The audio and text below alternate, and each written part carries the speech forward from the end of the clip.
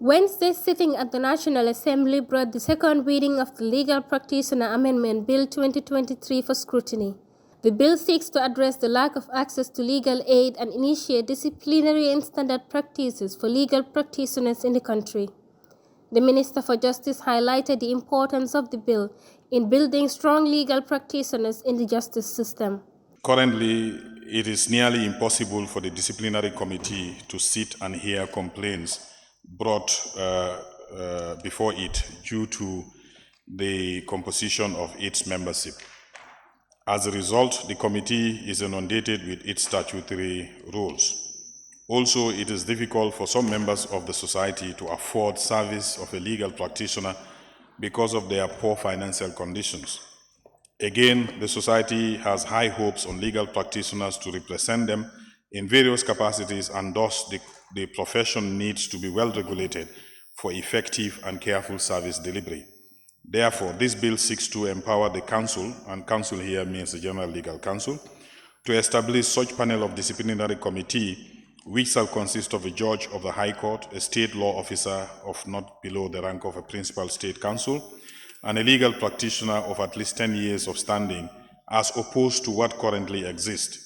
This would allow the flexibility in the sitting of the committee to immediately deal with issues brought before it.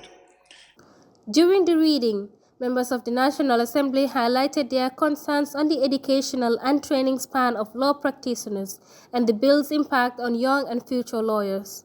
Every profession needs regulation, but students and potential lawyers should not also be bullied.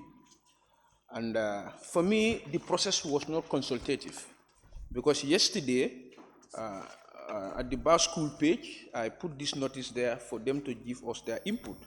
All the students at the bar school said they were not aware of this. I also took a an initiative upon myself and called many legal practitioners, private. They say they were not consultative.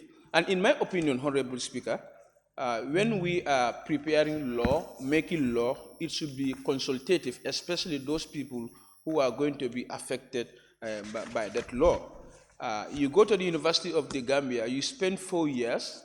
You go to the bar school, you spend 1 year.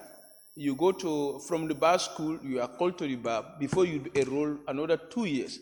Okay, imagine I want to practice law. I am already 41 years old, and I need to take another 2 years to be 43, 1 year at the bar.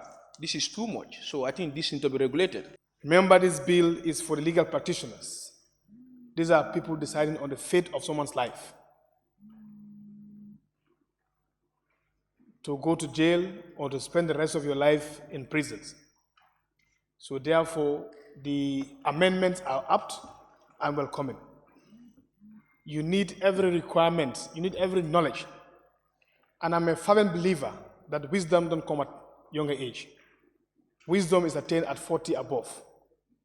So putting these caveats, making reference to thorough education and training, service to arrive there is very key.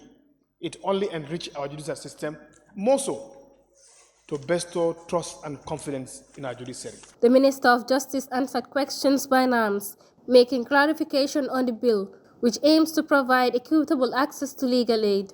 The second reading of the Intellectual Property Bill 2023 also took place, as the Assembly moves to address issues surrounding intellectual property rights in the country. It seems there are two offices that are actually overseeing such.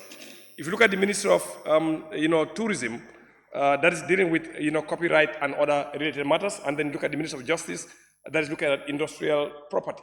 So you're going to see that it's kind of like one is going south, the one is going north. So having one office, that's going to bring everything together to streamline. Actually, it makes it really much easier for us, and it's going to make the administration much simpler. And I think this bill is really timely, and it's also really very good for us to have such in the country. Sittings in the second ordinary session continue, with deputies expected to consider the progress of the Anti-Corruption Bill 2019. Committee sittings on the bill will proceed to make sure all consultations are made before its enactment by Parliament. Hawa, Njie, Deputies News.